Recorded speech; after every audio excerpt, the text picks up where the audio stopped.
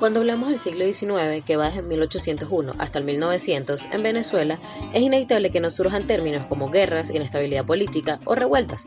La pregunta que nos compete el día de hoy es, ¿cómo vivió Venezuela esos 100 años? ¿Cuáles son las características de Venezuela en el siglo XIX?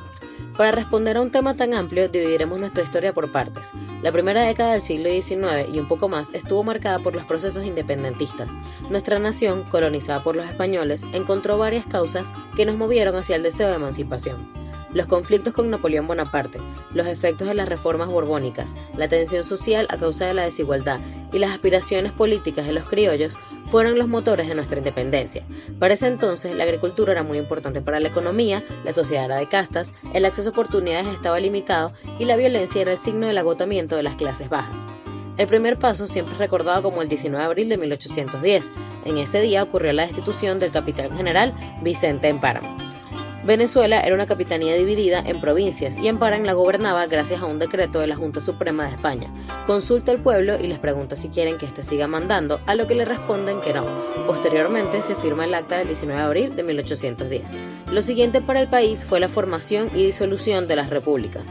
Esta época estuvo llena de cambios bruscos e inestabilidad política, donde el país sufrió el empobrecimiento y las muertes de distintas batallas. La Primera República va desde 1810 a 1812. Durante este periodo se firmó el Acta de la Declaración de Independencia de Venezuela el 5 de julio de 1811 y el 21 de diciembre de ese mismo año se promulgó la primera Constitución de nuestro país. Este periodo finalizó con la capitulación de San Mateo. En el Manifiesto de Cartagena, redactado por Simón Bolívar, este explica que para él esta primera república se perdió gracias a un sistema tolerante por los republicanos, el fanatismo religioso, la inflación causada por el papel moneda, la falta de un ejército disciplinado y el federalismo. La Segunda República va desde 1813 a 1814. En ese tiempo aumentaron las diferencias que tenían otros grupos con los mantuanos. Esta tampoco tuvo éxito y nuevamente se restaura el orden español. La Tercera República va desde 1817 a 1819. Bolívar plantea una república centralista que unifique Nueva Granada y Venezuela. Se crea la Gran Colombia. Esta tampoco conoció una paz total, el proyecto no funcionó, los venezolanos no se sentían identificados con esta idea y el general José Antonio Páez aprovechó la ausencia de Bolívar para cumplir sus propias resoluciones. Venezuela se separa y se vuelve una república por sí misma. La burguesía escogió a Páez como la persona ideal para imponer orden. Fue electo constitucionalmente y ahora debía hacerse cargo de una nación deteriorada, con la agricultura y la ganadería exhaustas y la economía seriamente afectada. Páez mantuvo el poder entre directa e indirectamente por casi 2 décadas. Fue el centro del eje político durante mucho tiempo. El primer paso de esta república censitaria fue crear la Constitución de 1830. Esta dictó leyes que regulaban el proceso electoral, los requisitos para votar y para aspirar a cargos públicos eran largos y centrados en la posición social. También había requisitos que regulaban los derechos ciudadanos. Esto nos habla de un país que seguía caracterizado por un acceso a los derechos y una participación política reservada para las clases altas. Otro rasgo importante fue que el caudillismo se mantuvo. La sociedad estaba dividida políticamente. Los dos grupos principales eran los liberales y conservadores. En cuanto a cultura, se dieron movimientos favorables. Escritores como Fermín Toro o Cecilio Acosta aumentaron el nivel cultural del país. Se debatía sobre asuntos de economía y política, y muchos proponían la importancia de invertir en la creación de nuevos caminos y vías de tránsito, en librerías, en educación para las zonas rurales. Veían como una solución a los problemas del colectivo resolver primero el bienestar individual. La figura de José Antonio Páez fue de gran relevancia para el siglo XIX, pero a mediados de este centenio llegó el turno de otro político de liderar a Venezuela. Es acá donde surge una etapa marcada por el nepotismo de José Tadeo Monagas, el Monagato. Inicia con el primer periodo presidencial de José Tadeo de 1847 hasta 1851. El país estuvo caracterizado por la crisis económica, los enfrentamientos entre caudillos y las propuestas de anticlerismo. Desde 1855 hasta 1858, el presidente fue su hermano José Gregorio, responsable de la abolición de la esclavitud. José Tadeo volvió y gobernó hasta 1858, cuando los liberales y conservadores se unieron para luchar en contra de ellos. Se dio la Revolución de Marzo, que logró derrocar al gobierno. Los venezolanos han protagonizado muchos episodios violentos.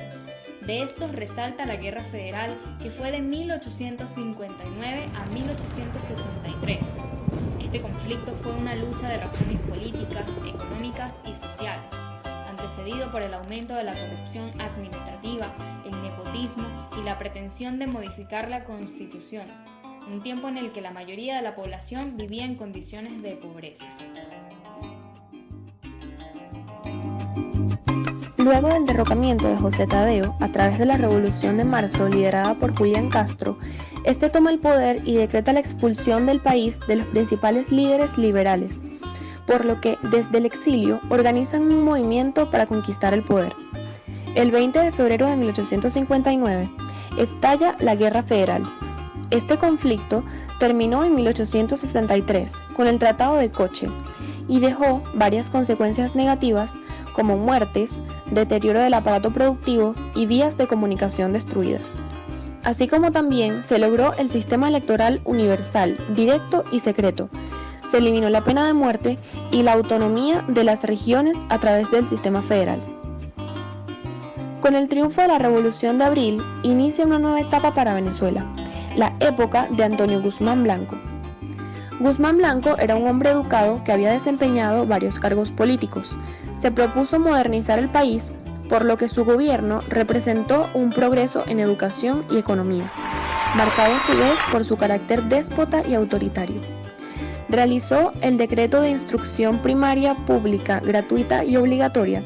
Aunque este era difícil de cumplir en el momento, igual representaba un avance hacia la democratización de la educación. También minimizó el poder de la Iglesia y creó el matrimonio civil. Logró la construcción de emblemáticos edificios públicos, construye la carretera entre Caracas y los valles del Tuy, el acueducto del Calvario, el Teatro Guzmán Blanco, el Cementerio General del Sur y muchas vías férreas. Además, impulsó el debate y el estudio de temas de salud y medicina. En la Constitución de 1881, eliminó el voto directo. Esto muestra esta dualidad en el mandato de Guzmán. Avances en educación, salud y economía, pero un atraso para las libertades políticas y profundización de la corrupción.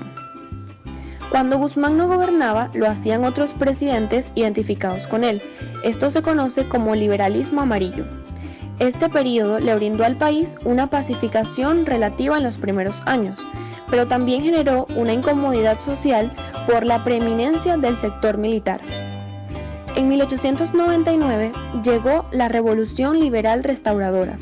El triunfo de este movimiento le otorgó el poder a Cipriano Castro. Su gobierno fue el inicio del proceso para eliminar el caudillismo. Cambió a varios jefes políticos y promueve la formación de una Fuerza Armada Nacional para un nuevo ejército. También tuvo un manejo muy polémico de las relaciones con países europeos. Venezuela cierra el alborotado siglo XIX, marcada por las guerras y revueltas, la crisis económica gracias a estas batallas y con una alta deuda externa. Luego empieza la fuerte oposición política nacional e internacional hacia el gobierno de Castro. Castro sale del poder luego de que Juan Vicente Gómez se aproveche de su ausencia. Se retira del país por motivos de salud y así se dan las condiciones para que Gómez le dé un golpe de estado y tome el control del país. El régimen gomecista duró 27 años y de este podemos destacar cómo mejoró la economía agrícola en los primeros años, siendo el café y el cacao los principales rubros de exportación. Se construyeron muchas obras públicas, hubo poca inversión en educación y se dio un gran desarrollo de la industria petrolera impulsada por los esfuerzos de Gómez de restaurar las relaciones internacionales que se habían perdido con Castro.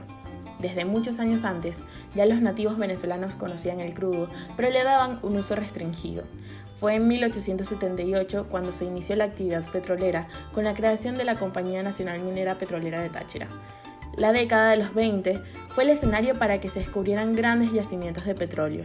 Inició con la creación de la primera ley de hidrocarburos en 1920 y el 14 de diciembre de 1922 fue el día que verdaderamente definió el potencial petrolero de Venezuela, ya que se reventó el Pozo Barroso II. Durante 9 días fue imposible controlar los 100.000 barriles que arrojaba a diario. El petróleo también representó un descuido de otras industrias. Las dinámicas sociales cambiaron, se evidenciaban un resentimiento popular hacia los extranjeros, surgieron nuevas clases sociales y se dieron éxodos de campesinos que iban a la ciudad en busca de mejores oportunidades de trabajo. La población urbana crece y en las ciudades aparecen las viviendas improvisadas como resultado de la falta capacidad que se tenía para albergar a tanta gente nueva. En definitiva, el país que se conocía antes del primer boom petrolero dista bastante del que vivió esta aparición del tan importante oro negro.